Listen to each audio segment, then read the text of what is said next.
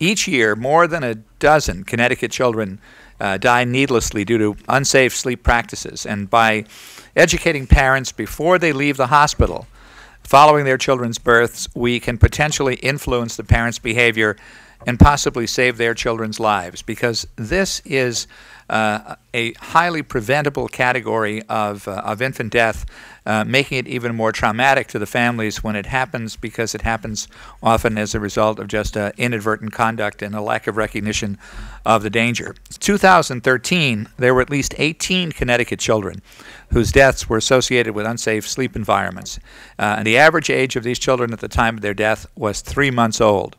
The most common unsafe sleep environments include co-sleeping with parents or siblings in an adult-sized bed, sleeping overnight in a car seat outside of the vehicle, sleeping in a crib with blankets, pillows, or on their stomachs, or surrounded by other soft items, or put to sleep with a bottle in an adult bed. You know, for any parent who brings home their children, this is something that is obviously something that we all need to learn more about. I have 2 small children myself, and I remember bringing our first child home, and it's one of those things you want to do everything you can to protect your children and help them, especially in their formative weeks and months, and learning best practices on how little ones should sleep and how to keep them safe is certainly very important. I don't know of any parent who intentionally would put their children in harm's way, but learning safe sleep practices is extremely important for any parent, and especially you have your first child and you want to do everything you can to make sure that you are keeping them safe. Understanding these practices are good. We all know that when we bring a child home from the hospital, a manual does not accompany your child, but having information that is from the hospital is clearly very important, and having an understanding from the experts is very important as well. We presently have a 4-month-old grandson who spent last week 5 days in Children's Hospital with croup.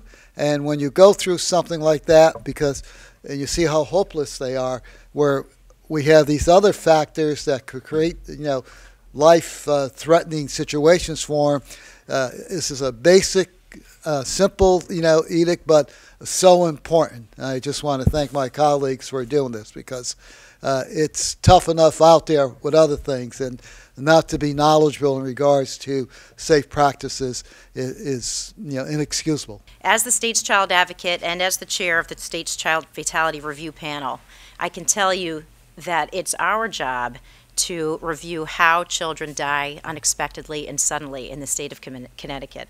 And not a month goes by when we don't review a tiny baby who died in a bed with a blanket, with a pillow, wedged unexpectedly, accidentally strangled or asphyxiated.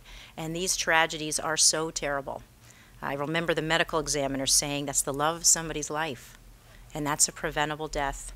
I can also tell you that based on our review, that there are more children, more babies who die associated with unsafe sleep conditions in the state of Connecticut than from any other accidental injury. And even more than children die from child abuse.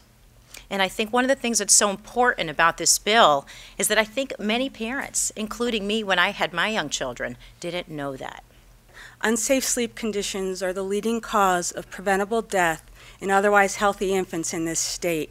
And I think this bill is a really important first step in providing parents consistent and regular information about how to provide a safe sleep environment for their infants. Whenever a professional encounters a child in the first year of life, they should provide this information to parents in a consistent and well-informed manner, starting at hospital discharge and through every sort of professional encounter with these infants during the first year of life. I am a pediatric emergency medicine physician at Connecticut Children's, and unfortunately in my career have experienced the attempt at saving babies that come in with their parents after being found dead or near death. There is nothing more tragic in my career than telling a family that I'm not able to save their child. But the silver lining, if you can find one in this issue, is that these deaths are preventable. And the key is education. Education that is attempted, but a bill such as the one being presented today can really strengthen our efforts as medical providers and hospitals across the state to make sure that that message is consistent and that it is given time and time again until the message is received by families